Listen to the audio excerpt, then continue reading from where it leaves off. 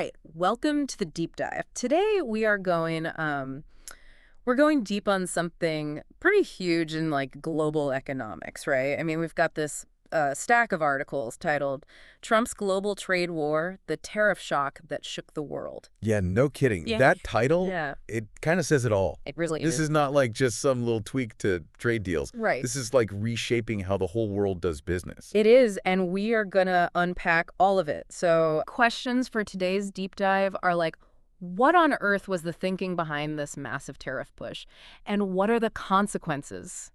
Right. The real world consequences for like everyone. Yeah, both like right now and Mm. what can we like expect down the road. Exactly, exactly. And, for you listening, our goal is to give you a clear picture of this whole tariff shock, and what it means for the world. We're going to cut through the noise and give you the key insights without getting too bogged down in like, Econ 101. Yeah, exactly. We want to get at like what's the logic here, even if it seems a little unorthodox, Yeah, and then see how it affects businesses and people both here and in other countries. absolutely. Absolutely.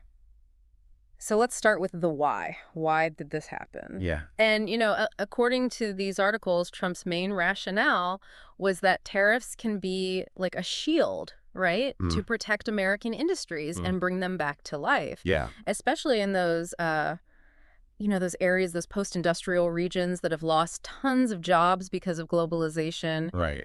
Places that used to be manufacturing hubs, but things have changed, right? Yeah, automation, jobs moving overseas, it's a whole different ballgame. Exactly, exactly. And what's really interesting here is, and the articles really hit on this, is that this kind of protectionist approach, Right. it's kind of seen as old school economics. Yeah. Like most economists today, they're all about free trade. Yeah, the idea is that everyone benefits if countries focus on what they're best at making, Yeah. and they trade freely with each other. That's the most efficient way to grow the global economy. Right, right. Tariffs mess with that whole system. Yeah. And there's this one image that really sticks out from the articles. They describe Trump in the Rose Garden holding up this poster with all the new tariff rates on it. Yeah. It's kind of like a dramatic moment, but like the articles make it clear this is serious stuff. This could affect like billions of people's lives, their livelihoods. Yeah, it's a really stark visual Yeah. that underscores how different this is from what presidents usually do when it comes to the economy. Right. I mean, typically when things are going well, like when employment is up and the economy's growing, Right. leaders want to keep things stable. Right. But Trump made these sweeping changes when things were actually pretty good economically. Yeah. So that's a pretty big deal. It is a big deal. And it's a big deal for us too, right? Like here at home, like how are these tariffs going to affect everyday Americans? And the articles are pretty clear about this. Things are going to get more expensive. Yeah. We're talking about basic stuff. Food, electronics, cars, Right. even building materials. Like everything is going to cost more. Yeah. And that really hits people who are already struggling, right? Right. Low-income families, retirees on fixed incomes. Right. People on a budget. Exactly. They're going to feel this the most. Exactly. Yeah. And there's this moment in one of the articles that just jumps out at you. It's from an NBC interview where Trump is asked about these concerns about rising car prices. Yeah. And his response is just like, I couldn't care less. Wow. It's like he's just brushing off the fact that these tariffs could really hurt average Americans, Yeah. And it's important to remember that even though these tariffs will bring in money for the U.S. Treasury, Right. that money is basically coming out of American consumers' pockets. Right. They're the ones paying more for those imported goods. Right. It's like a hidden tax. And they talk about possible tax cuts to offset the cost. But the article suggests those cuts will probably mostly benefit wealthy people and corporations. Yeah. So it's not really going to help the people who are being hit hardest by the price hikes, Right. It raises some big questions about fairness, Yeah. like who ends up paying the price for these policies and who actually benefits. Exactly. That seems like there's a big imbalance there. Yeah, absolutely.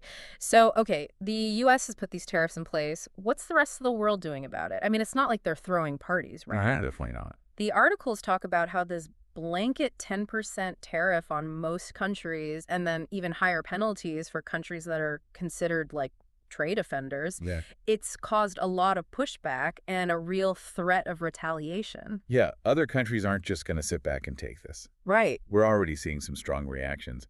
The Australian Prime Minister Albanese, he said straight up, This is not the act of a friend. Yeah. That's a pretty strong statement coming from a close ally. It It is. shows how much strain this is putting on international relations. Yeah, and the articles say that a lot of countries are likely to put their own tariffs on U.S. exports, which could lead to a full-blown trade war. Yeah, Everyone raising tariffs on each other. exactly. And that could be a disaster for the global economy. Right, and it's not even clear why some countries are even on this list. Yeah. They mentioned Cambodia getting hit with a 49% tariff, which is a lot. Yeah. And then there's this really weird one. The Heard and McDonald Islands in Antarctica, What? they got slapped with a 10% import duty. I mean, there's nobody even living there. Yeah, it makes you wonder how much thought went into this whole thing. Right, right. So let's talk about what the experts are saying about the economic consequences of all this. Okay. And they seem pretty skeptical about Trump's whole argument that these tariffs will bring back American manufacturing jobs. Yeah. Like, they're saying that even if some jobs do come back, it's going to be way slower and fewer jobs than people are hoping for. Right, because global supply chains are super complicated. Right. You can't just snap your fingers and bring back manufacturing jobs that have been moving overseas for decades. Right, right. And there's this bigger worry that's coming up in the articles, this fear of a serious economic downturn. Yeah, recession, depression, all that. Yes, some experts are even comparing this to the Great Depression. Oh, wow. You're talking about the Smoot-Hawley Tariff Act of 1930, which a lot of people think actually made the Depression worse. Yeah, I remember learning about that in history class. It was like this chain reaction of countries putting up trade barriers, and it just shut down global trade. Exactly, and that's what people are worried about happening again. Right, and it's not just like outside experts who are concerned. Right? The articles mention that even Trump's own Treasury Secretary, Scott Bessent, he was urging other countries not to retaliate against the U.S. tariffs, which suggests that even within the administration, there were people who knew this could backfire, Yeah, it's like they knew they were playing with fire. Exactly. So let's shift gears a little bit and look at the political fallout here in the U.S. Okay. The articles suggest that all this economic uncertainty Right.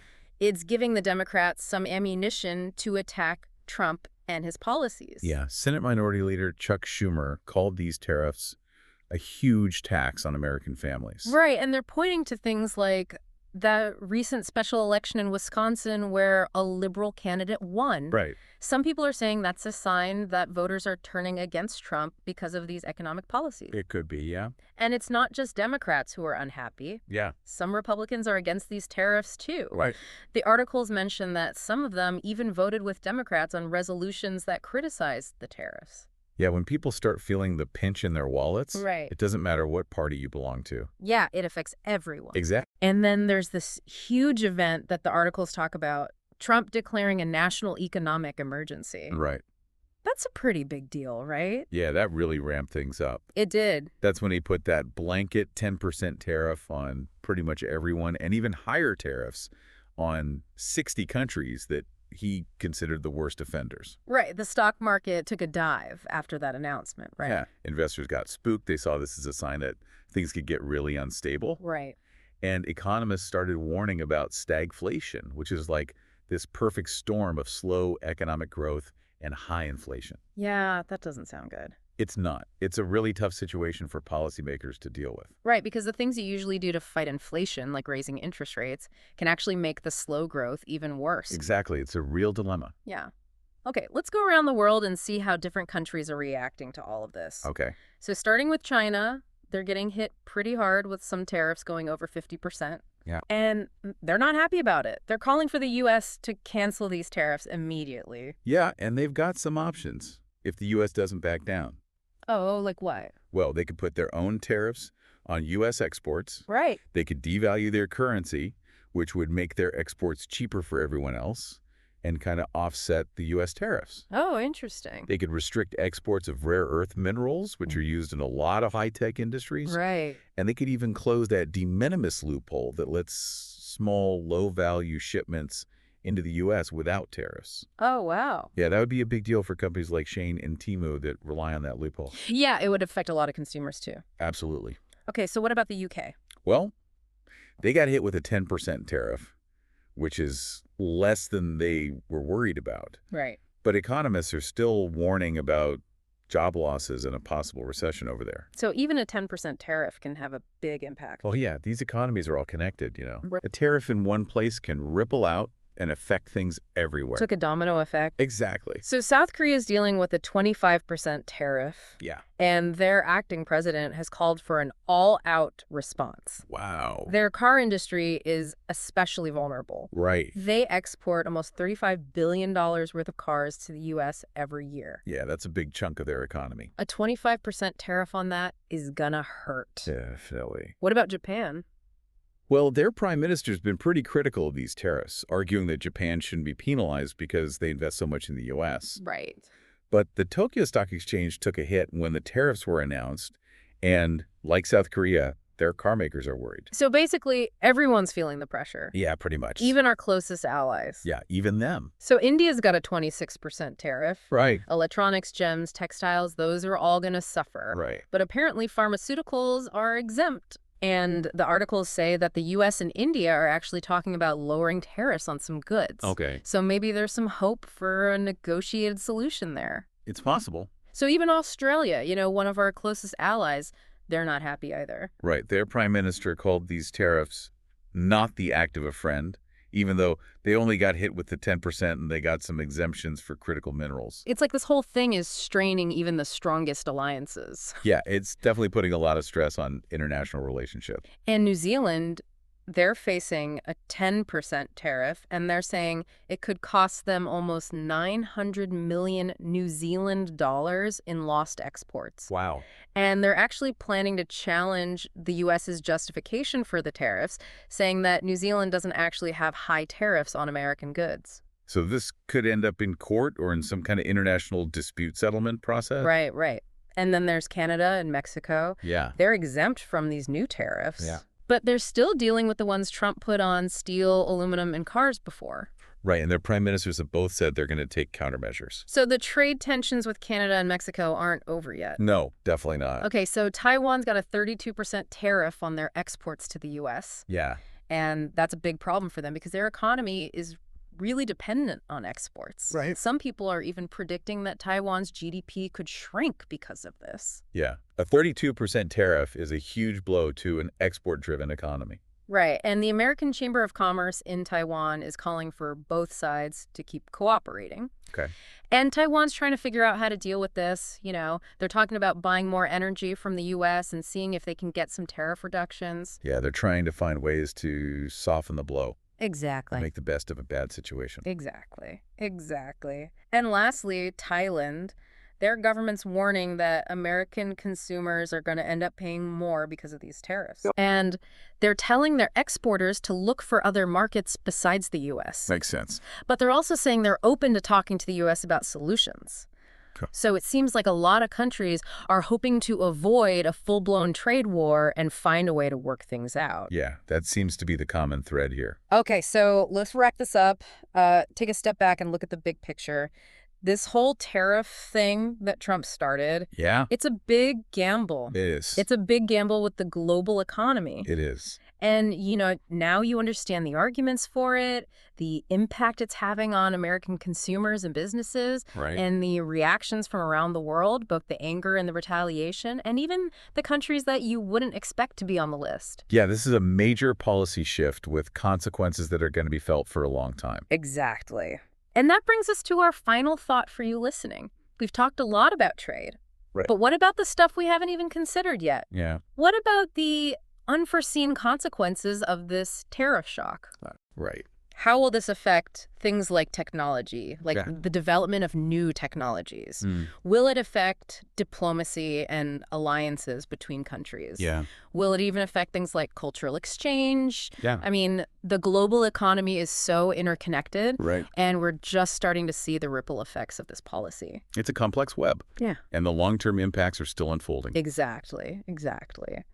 So much to think about. Thanks for joining us on the Deep Dive. Thanks for listening.